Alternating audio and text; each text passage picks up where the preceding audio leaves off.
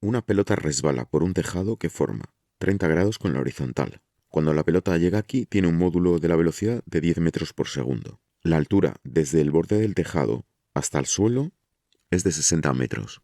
El edificio al que pertenece este tejado se encuentra en una calle que tiene 30 metros de anchura. Y aquí tenemos otro edificio similar. Entonces, la primera pregunta que nos hacen es si la pelota va a llegar al suelo directamente o va a chocar antes con el edificio que tiene al lado. Para ver el problema, voy a coger este sistema de referencia. X, voy a poner el origen aquí, en la vertical del final del tejado, y este va a ser el eje o Y. La resolución del problema es independiente de dónde pongamos el origen, así que si lo ponemos aquí o lo ponemos aquí, las soluciones tienen que ser las mismas. Lo primero que voy a hacer es descomponer este vector velocidad inicial según las direcciones de los ejes. Por el extremo del vector v0, si trazo una paralela al eje y hasta que corte a la dirección del eje o x, esta componente es v0x. Si por el extremo del vector trazo una paralela al eje x hasta que corte al y, esta componente es v0y. Este ángulo y este son iguales porque son opuestos por el vértice, de modo que estos son 30 grados también, el ángulo que forma el tejado con la horizontal. En este triángulo rectángulo,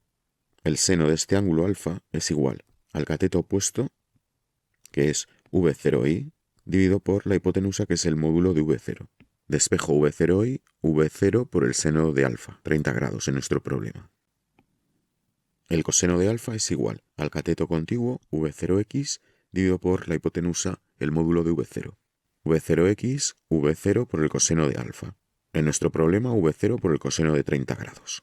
La pelota en su caída va a describir una parábola, porque este movimiento es la composición de un movimiento rectilíneo y uniforme en el eje o x, ya que tenemos una velocidad en esa dirección y no hay ninguna aceleración, por lo tanto será un movimiento rectilíneo y uniforme. Por otro lado, en el eje y tenemos una aceleración que es la de la gravedad, que apunta hacia abajo, por lo tanto va a tener un movimiento rectilíneo uniformemente acelerado. MRU en el eje x y MRUA en el eje y. El criterio de signos que voy a elegir para todo el problema es que todos los vectores que estén en la dirección del eje y que apunten hacia arriba los considero positivos, los que apunten hacia abajo negativos, y en el eje X los que apunten hacia la derecha positivos y si hay alguno que apunta a la izquierda negativo. Las ecuaciones del MRU son esta para la posición, siendo v la velocidad que hay en el eje X, que como es constante porque es un movimiento rectilíneo y uniforme, será igual a la velocidad inicial en el eje X, esta que hemos calculado aquí, y no hay ninguna aceleración en esa dirección. Entonces, en nuestro problema, si cogemos un punto de la trayectoria, por ejemplo este, la posición sobre el eje X es esta de aquí. Y la voy a poder calcular con esta ecuación. X sub 0 es la posición inicial sobre el eje X. La posición inicial es esta. Y sobre el eje X está en el origen. Así que ponemos un 0 aquí. Vx siempre es v0x. Como he dicho antes, permanece constante. Y v0x es v0 por el coseno de 30. Por el tiempo. Entonces, para determinar la posición sobre el eje X, en este problema tengo esta ecuación. El 0 ya lo voy a borrar directamente. La posición de la pelota en el eje Y, por ejemplo, para este punto, la posición sobre el eje Y sería esta, que también solemos llamar altura.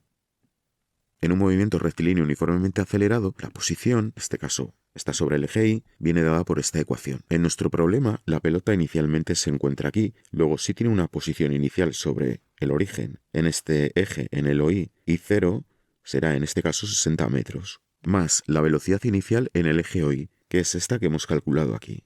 Pero ojo, porque mirad la dirección y el sentido. Bueno, la dirección es la del eje OY, pero el sentido es hacia abajo, y con este criterio de signos la tengo que escribir negativa.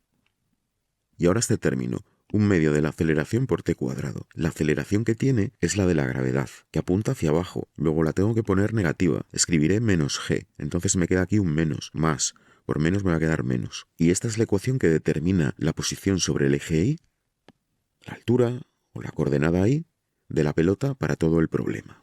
Con estas dos ecuaciones voy a poder responder a la primera cuestión. Cuando la pelota llegue al suelo, la posición sobre el eje y es 0. Lo que es lo mismo, la altura será 0. Si en esta ecuación hago y igual a 0, aquí voy a tener una incógnita que es el tiempo, y si la calculo, me está dando el tiempo que tarda la pelota en llegar desde la posición inicial hasta que llega al suelo. Si yo con este tiempo calculo cuál es la posición sobre el eje o x de la pelota, es decir, pongo aquí esta t, la que calcule aquí, y la coordenada x o la posición sobre el eje o x es menor que los 30 metros que hay de anchura en la calle, entonces la pelota no golpeará al otro edificio antes de caer. Si la posición de la pelota es mayor que 30, es decir, por ejemplo, está por aquí, es que ha tenido que golpear al edificio antes de llegar al suelo. Entonces, lo primero que voy a hacer es resolver esta ecuación de segundo grado y calcular el tiempo que tarda la pelota en llegar al suelo. Es decir, cuando i es 0. Sustituyo v0 por 10, el seno de 30 vale 1/2 y 1/2 de g es 4,9. Y me queda esta ecuación de segundo grado completa, que tiene dos soluciones, una t igual a 3 segundos y otra menos 4 segundos. Esta es absurda, no tiene sentido, nos quedamos solo con esta. Entonces, para este tiempo, para este instante, vamos a ver cuál es la posición de la pelota sobre el eje OX. Sustituimos v0, 10, el coseno de 30 grados es raíz de 3 partido por 2, por el tiempo, 3 segundos, y nos sale que la posición es de 25,98 metros. Luego, está a la izquierda del límite de los 30 metros y por lo tanto no va a golpear al otro edificio. Nos dicen que tenemos que calcular también el tiempo que tarda en llegar al suelo. Esto ya lo acabamos de hacer, es este tiempo de aproximadamente 3 segundos. Por último, hay que calcular la velocidad con la que llega al suelo. La velocidad en cada instante siempre tiene dos componentes, una sobre el eje X y otra en la dirección del eje Y. Tiene una en la dirección del eje X porque el cuerpo, la pelota, se está moviendo hacia la derecha.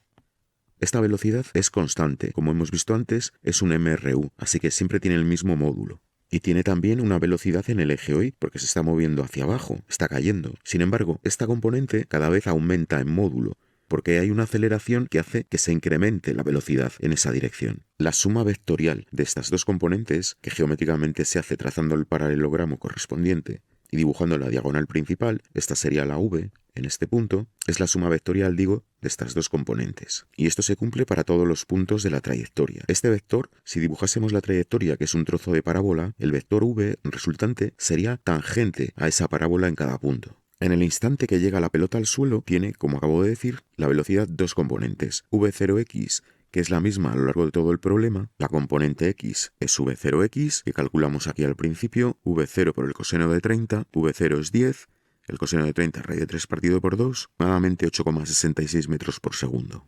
Sin embargo, en el eje Y, como es un movimiento acelerado, uniformemente acelerado, la velocidad final se calcula como la inicial más la aceleración por el instante donde queremos ver cuánto vale esta velocidad. v0i es v0 por el seno de 30, pero recordad que apunta hacia abajo, por lo tanto hay que ponerla negativa.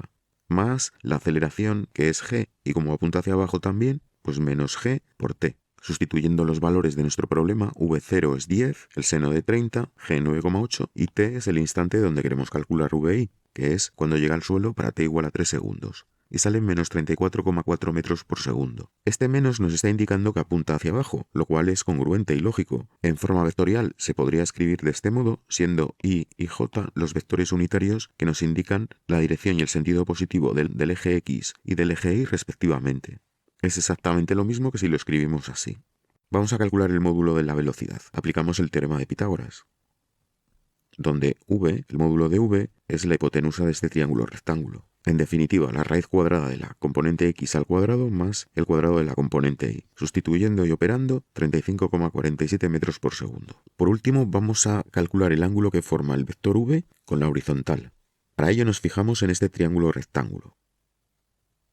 La tangente de este ángulo, que es el que forma con la horizontal el vector, es igual al cateto opuesto, que es vi, dividido por el cateto contiguo, que es vx, que es igual a v0x.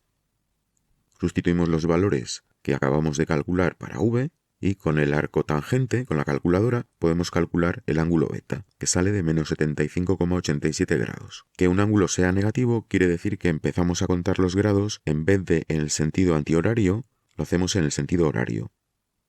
Entonces este ángulo sería de 75,87 grados.